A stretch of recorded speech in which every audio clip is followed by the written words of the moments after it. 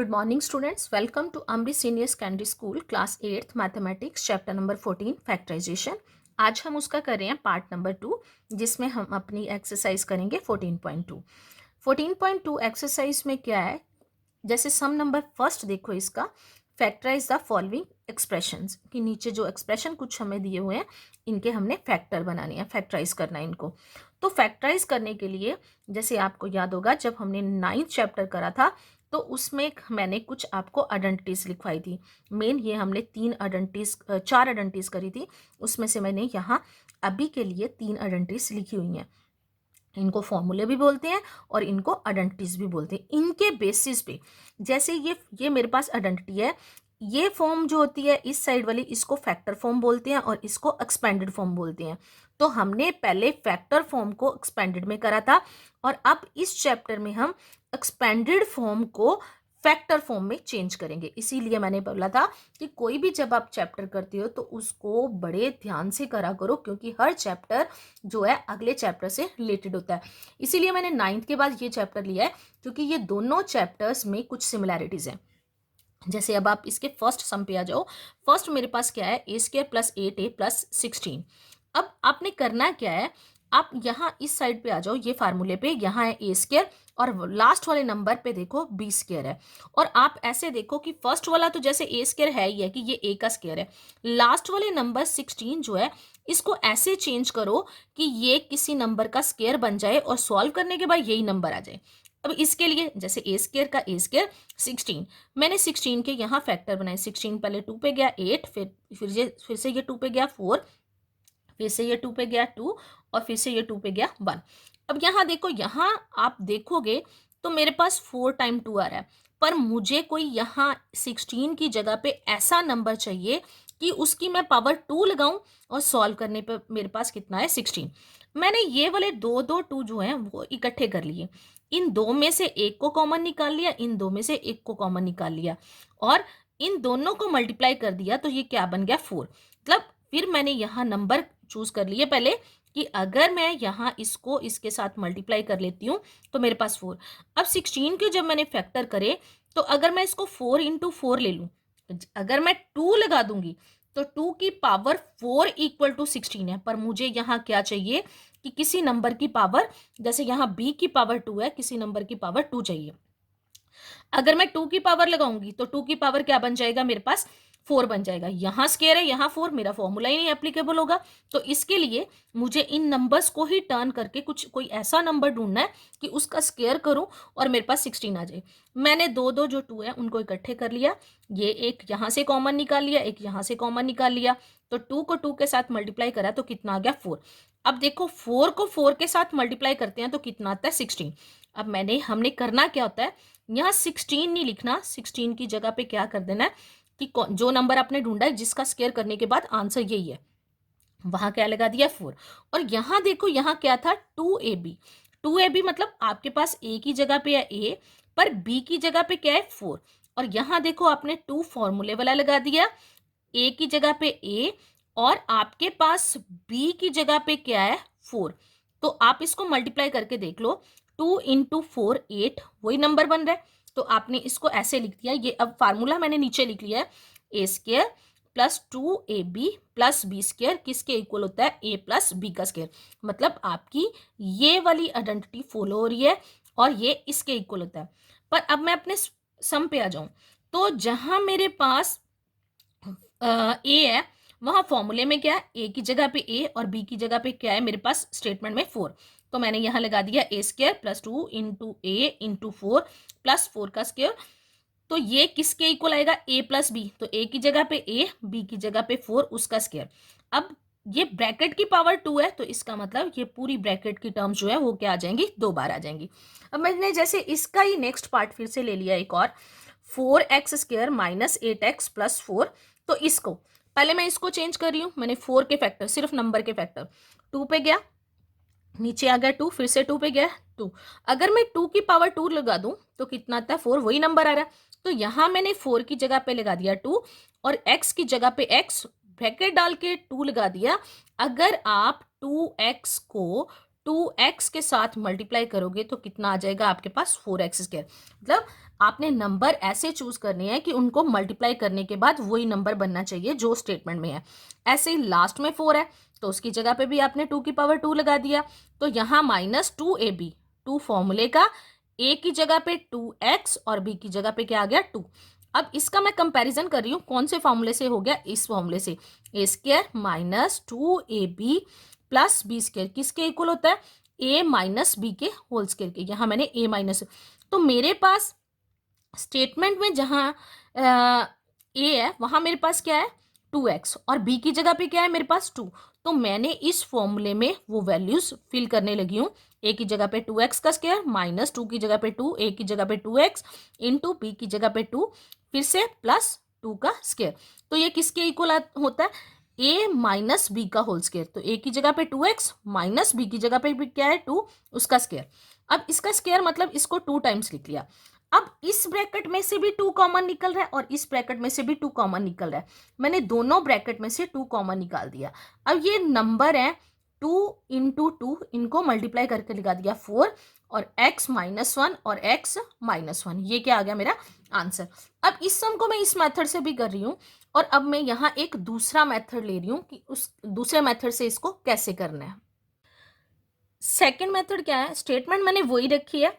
अब आपने करना क्या होता है, आपने इसमें जो मिडल टर्म है इसको मिडल टर्म बोलते हैं, जिसके साथ जैसे यहाँ x की पावर 2, जहाँ भी x के पावर 1 होगी, मतलब अगर आपको a है, आपके पास a है तो यहाँ a स्क्वायर, यहाँ a होगा, तो इसको बोलते हैं मिडल टर्म और लास्ट टर्म होती है कांस्टेंट टर्म।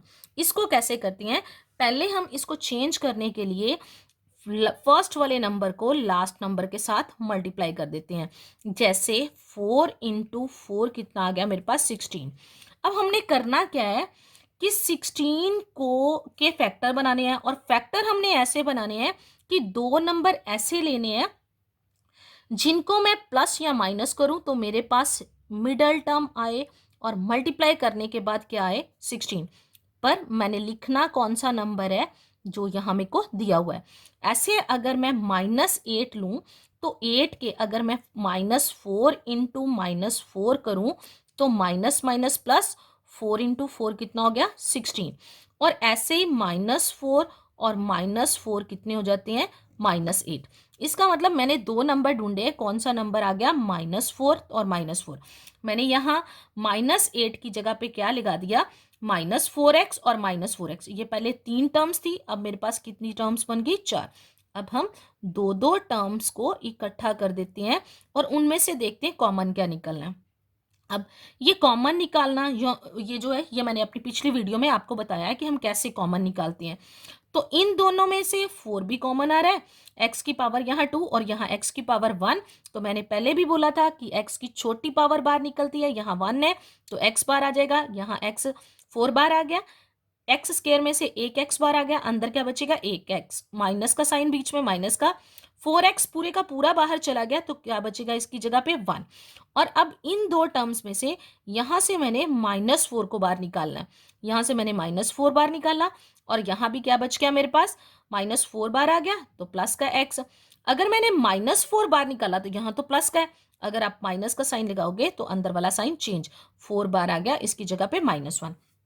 अब इन दोनों में ये देखो कि ये x-1 जो है वो फिर से कॉमन है, मैंने यहाँ लगा दिया x-1 और आपके पास बचा क्या यहाँ 4x और उसके बाद -4 यहाँ लिख लिया।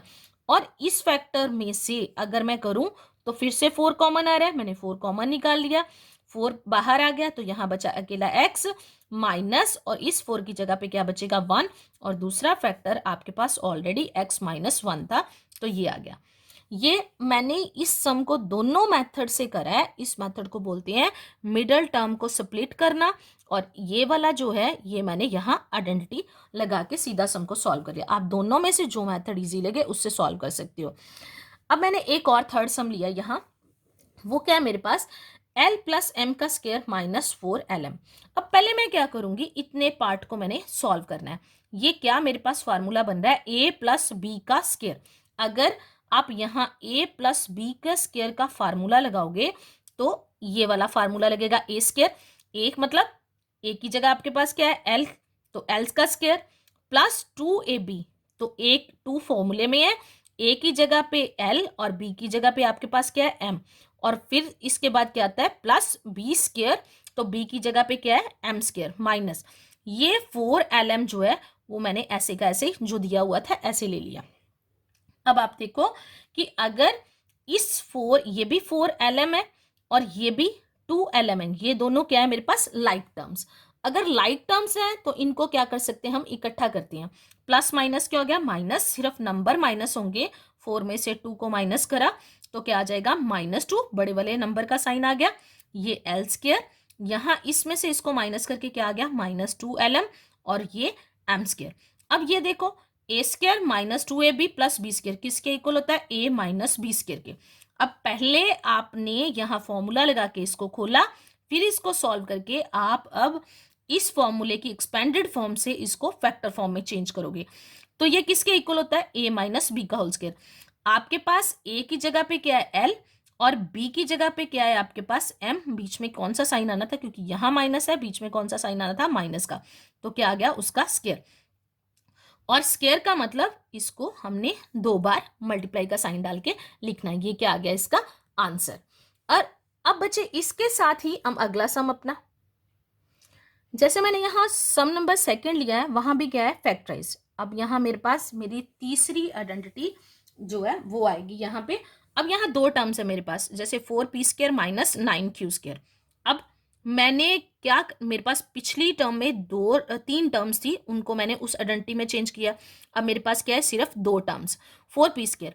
अब मैं यहाँ अपना फॉर्मूला ये वाला बनाऊंगी A square minus B square किसके इक्वल होता है a प्लस बी और a minus B. Sum solve करने से पहले मैं इसको ये स्टेटमेंट को A square minus B square की तरह चेंज करूंगी। यहाँ p का तो स्क्वायर है पर 4 को मैंने ब्रैकेट के बाहर पूरा a जो मानना है, ये पूरे नंबर को सॉल्व करने के बाद ये टर्म आनी चाहिए। अगर मैं इसके 4 के फैक्टर बनाऊं तो फिर 4 क्या होता है 2 इंटू 2 मतलब 2 का स्क्वायर। तो यहाँ मैंने 2 की जगह पे लिख लिया, 4 की जगह पे लिख लिया 2 और p की जगह पे p। अगर क्योंकि 2 का स्क्वायर 4 होता है तो मैंने दोनों की पावर बार क्या लगा दी 2, बीच में माइनस का साइन। ऐसे ही 3 का स्क्वायर क्या होता है 9, q का स्क्वायर q, ये इस पूरे का स्क्वायर मैंने बाहर निकाल के लिख लिया। तो अब ये मेरे पास आइडेंटिटी जो है यहाँ मैं लगा रही हूँ A square minus B square equal to क्या आता है A B, A plus B और ए माइनस बी। ए की जगह पे आपके पास 2p स्क्वायर और माइनस बी की जगह पे क्या है 3q स्क्वायर। तो यहाँ a प्लस बी और a माइनस बी की फॉर्म में लिखेंगे, ये फैक्टर फॉर्म होती है, मैं बार बार बता रही हूँ। तो यहाँ a की जगह पे 2p प्लस b की जगह पे 3q, आगे फिर से 2p माइनस 3q, ये क्या आ गया आंसर। ये सम इजी होते हैं, जैसे 2 टर्म्स वाले होते हैं वो थोड़े ज्यादा इजी हो जाते हैं। अब यहाँ देखो, जैसे यहाँ क्या है 63 ए स्क्वायर माइनस 112 बी स्क्वायर। ए की जगह पे तो आप ए स्क्वायर लिख सकते हो, पर 63 कौन से नंबर को 2 बार वो नंबर आए, किसको किसके साथ मल्टीप्लाई करूं कि 63 आ जाए, तो उसके लिए नहीं पता चलता हमें क्या करना पड़ता है, इस फॉर्म में हमें फैक्टर बना लेने चाहिए। यहाँ देखो पहले ये 3 पे गया 21 आ गया, फिर से 3 पे गया 7 आ गया, 7 पे गया तो क्या आ गया मेरे पास 1 आ गया। अब आगे देखो ऐसे ही 112 के मैंने फैक्टर बना लिए, और ऐसे इसके फैक्टर बनाने के बाद ये देखो यहाँ 3 का पेयर बन रहा है, यहाँ 2 का पेयर, 2 के पेयर बन रहे हैं और एक 7 का पेयर नहीं बन रहा। मतलब आपने क्या करना है, यहाँ इसमें से जो नंबर सिंगल है उसको आप बाहर निकाल लो, पहले कॉमन निकाल लो। इसमें से मैंने अगर 7 को कॉमन निकाला तो मेरे पास 3 इंटू 3 अंदर क्या बचेगा 9, और यहाँ इसकी जगह पे 2 2 का 4, 4 2 का 8, 8 2 का 16 बी स्क्वायर, क्योंकि मैंने बाहर 7 कॉमन निकाल लिया। अगर आप फिर से 7 को इन दोनों नंबर्स के साथ मल्टीप्लाई करोगे तो आपके पास ये स्टेटमेंट आएगी। अब मैंने 9 ए स्क्वायर को, 9 हमने पीछे करा है, 9 को किस में कर सकते हैं 3, वहाँ क्यू था यहाँ ए है, 3 ए स्क्वायर माइनस 16 को 4 बी स्क्वायर, ये हमने पीछे फैक्टर बनाया है, कैसे करना है।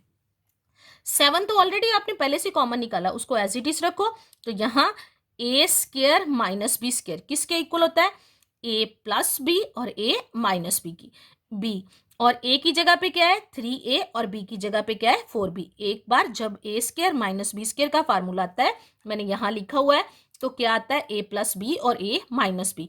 आपके पास स्टेटमेंट में जो a की जगह पे है 3a एक बार, और बी की जगह पे जैसे मेरे पास है 4b, एक बार उन दोनों नंबर में प्लस का और एक बार उन दोनों नंबर्स में माइनस का साइन डाल के उसकी फैक्टर फॉर्म लिख देनी है।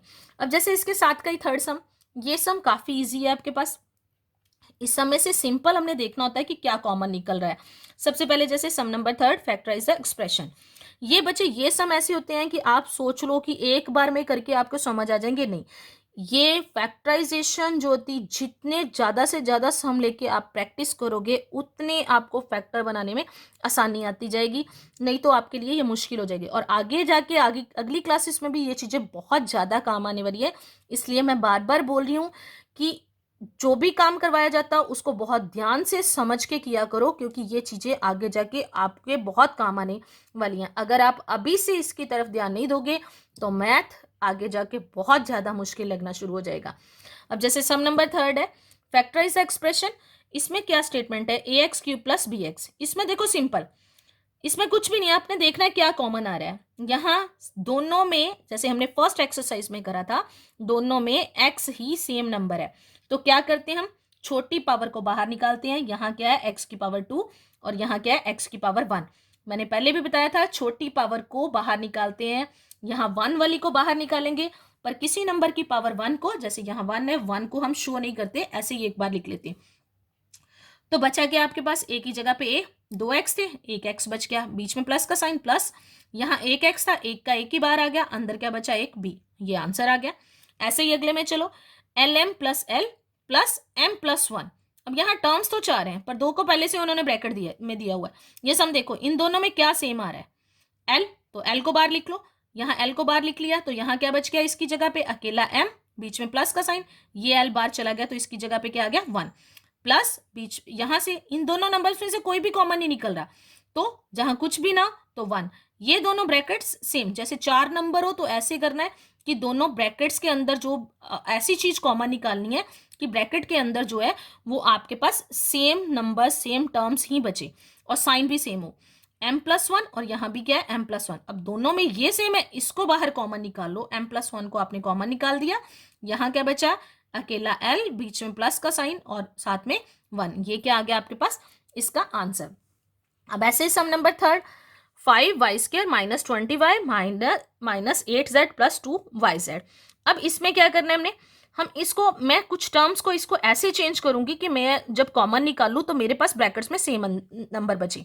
अब यहाँ देखो, जैसे यहाँ 5y² है माइनस 20y है और इन दोनों को मैंने इकट्ठे रखा, पर अगर मैं इसको आगे रखती हूँ, इसको पीछे रखती हूँ, तो मेरे साइन में कुछ गड़बड़ आएगी। यहाँ देखो मैंने क्या करा है कि जो माइनस वाला नंबर है उसको बाद में ले गई हूँ और जो प्लस वाला नंबर है उसको आगे ले आई हूँ, क्योंकि यहाँ से भी जब मैं कॉमन निकालूंगी तो प्लस वाला नंबर आगे है, माइनस वाला नंबर बाद में है।